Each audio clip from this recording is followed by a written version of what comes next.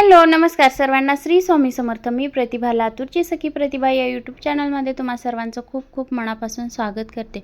तर मैत्रिणींनो, आपण छोटे मोठी जे पूजा करतो घरामध्ये, तर त्या पूजेच्या समोर आपण रांगोळी वगैरे काढतो किंवा समईखाली आसन म्हणून वापरू शकतो. अशी एक छान अशी डिझाईन मी तुम्हाला आज बनवून दाखवणार आहे. त्यामध्ये कलर कॉम्बिनेशन कसं वापरायचं, काय नाही, हे सगळं मी तुम्हाला पुढे सांगणार आहे. त्यामुळे व्हिडिओ कुठेही स्किप नका करू, शेवटपर्यंत व्हिडिओ पहा. तर इथे बघू शकता मी खाली बेससाठी आज कॅनव्हास घेतलेला आहे. तुम्ही कॅनव्हास वापरू शकता किंवा रेक्झिने वापरू शकता, जे काही अवेलेबल असेल ते. त्याच्यानंतर मी वरती कार्बन टाकले आणि ही जी डिझाईन आहे तर ती मी अगोदरच काढलेली होती. यावरती भरपूर साऱ्या डिझाईन्स बनवून आपण सेलही केलेल्या आहेत. तर आज मी डिझाईन बनवण्यामध्ये वेळ घालवलेला नाही आहे. तर तुम्ही डिझाईन बनवू शकता, थोडंफार इकडं तिकडं होऊ शकते. जर येतच नसतील तर आपल्याकडं डिझाईन सगळ्या अवेलेबल आहेत ट्रेसिंग पेपर. तर इथे बघा सगळं मी ट्रेस करून घेतलेलं आहे आणि त्याच्यानंतर इथं मध्यभागी मी लिंबू पिवळा कलर इथं दिलेला आहे. कलर कॉम्बिनेशन कधीही वापरत असताना फेंट आणि डार्क असे कलर कॉम्बिनेशन आपल्याला वापरायचे आहे. उलनचे कलर आपल्याकडं मिळून जातील. जवळजवळ आपल्याकडं 10 ते 15 कलर अवेलेबल आहेत उलन आपल्याकडे. तर तुम्हाला 1 किलो हवे असेल तर 1 किलो घेऊ शकता, 2 किलो घेऊ शकता. जवळजवळ आपण 10-10 किलोने उलन आपण पार्सलने पाठवलेली आहे. आत्तापर्यंतचा रेकॉर्ड आहे. एकाच ताईंनी 10 किलो, 5 किलो, 2 किलो असे भरपूर सारे ऑर्डर्स दिलेल्या होत्या. त्यांनी घेतलेले आहेत उलन आपल्याकडून. आणि उलन एक नंबर आहे आपल्याकडची सुद्धा. तर इथे बघा आता ज्या पाकळ्या आहेत आपल्या, तर त्या पाकळ्यांसाठी मी इथं राणी पिंक कलर वापरलेला आहे, डार्क गुलाबी.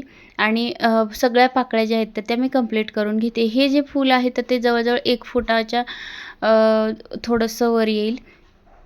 तर तुम्हाला फक्त हे फूल बनवायचं असेल तर फुलही बनवू शकता, साईडचे जे पानं नको असतील तर. परंतु मला एक वेगळी डिझाईन म्हणून मी पानं बनवते इथं. थोडंसं छान दिसतं, पानांमुळे लूक येतो आपल्या ह्या फुलाला. तर आता बघा हे डार्क गुलाबी कलर वापरला, त्याच्यानंतर मी फेंट गुलाबी कलर वापरते. यामुळे शेडिंग जे आहे तर ते आपल्या रांगोळीचं एकदम सुंदर दिसतं, अट्रॅक्टिव्ह दिसतं. जसं आपण रिअल जी रांगोळी काढतो तर त्यामध्ये सुद्धा शेडिंग करत असताना डार्क आणि फेंट अशा कलरचं शेडिंग करत असतो आपण. तर तसंच शेडिंग आपल्याला इथे सुद्धा करायचं आहे. फक्त आपली रांगोळी जी आहे तर ते फिनिशिंगवरती आणि शेडिंगवरती अवलंबून असते. त्यामुळे ह्या 2 गोष्टी महत्त्वाच्या आहेत. तर इथे बघा 5ही पाकळ्या ज्या आहेत तर त्या मी इथं कंप्लीट करून घेतल्या. आणि आतमध्ये जो आहे तर तो पांढरा कलर वापरलेला आहे. पांढऱ्या कलरने अजूनही आपली ही डिझाईन जी आहे तर ती उठावदार दिसणार आहे. तर बघा आता हे पांढरा कलर जो आहे तर तो 5ही पाकळ्यांमध्ये आपल्याला भरून घ्यायचा आहे. व्यवस्थित दाबून घ्यायचं आहे आपल्याला. जी उलन आपण चिटकवतो ते चिटकवल्याच्यानंतर व्यवस्थित दाबायची, जेणेकरून निघणार नाही आणि कॅनव्हासवरती निघत नाही. 2 जे खडबडीत भाग असतो त्या भागावरती आपण कॅनव्हास चिटकावायची आहे, सॉरी उलन चिटकावायची आहे. तर अशाच प्रकारे 5ही पाकळ्यांमध्ये पांढरी उलन भरून घेते. तोपर्यंत मैत्रिणींनो, तुम्ही जर आपल्या चॅनलवरती नवीन असाल तर आपल्या चॅनलला सबस्क्राईब करा. साईडचं बेल आयकॉनचं बटन ऑलवरती ठेवा. मी जे काही असेच नवनवीन व्हिडिओज बनवते ते तुमच्यासाठी हेल्पफुल होतील, बघता येतील, शोधण्याची गरज नाही. त्यामुळे सबस्क्राईब करा. तर बघा इथे पूर्ण 5ही पाकळ्यांना जे आहेत तर ते मी लावून घेतलेलं आहे. आता राहिला भाग आपला साईडचा पानांचा. तर पानं तयार करण्यासाठी आपल्याला इथं डार्क हिरवा कलर वापरायचा आहे. बाँड्रीसाठी मी हिरवा कलर वापरते. आता बघा फुलाला आणि पानांना जी आपण बाँड्री देतोय ते डार्क कलरने दिले, त्यामुळं रांगोळी आहे तर ती उठावदार दिसते. तर बाँड्री डार्क हिरव्या कलरने दिली. मधली जी पानाची शीर असती तर तिलासुद्धा डार्क हिरवाच कलर मी इथे दिलेला आहे. आणि मैत्रिणींनो, या अगोदरसुद्धा आपण बरेच व्हिडिओ आपल्या चॅनलवरती दाखवलेले आहेत. जे नवीन आहेत, सुरुवातीला बनवू इच्छित आहेत त्यांच्यासाठी सुद्धा वेगवेगळ्या डिझाईन्स अवेलेबल आहेत.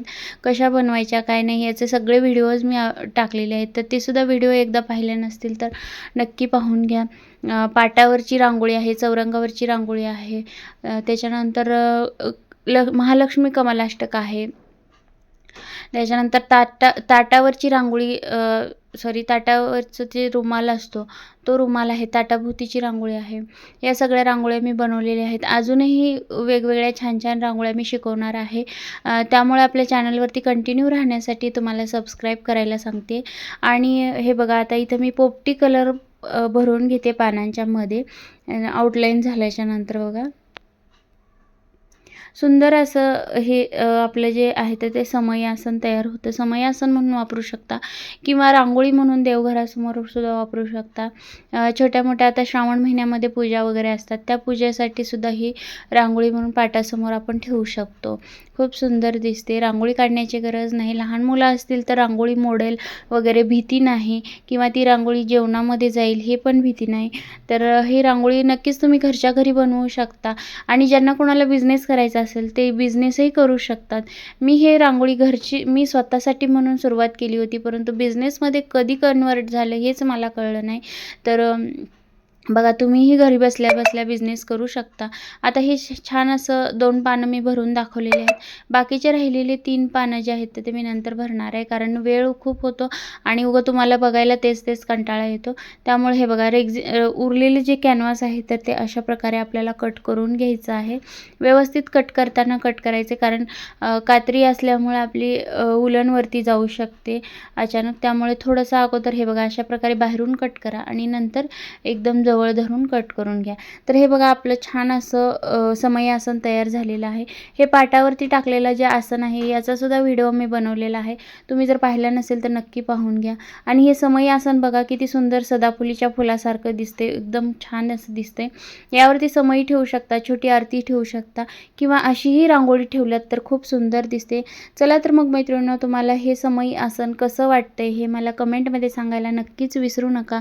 माझे व्हिडिओज तुम्हाला आवडतायत का नाही हे सुद्धा कमेंटमध्ये सांगायला विसरू नका.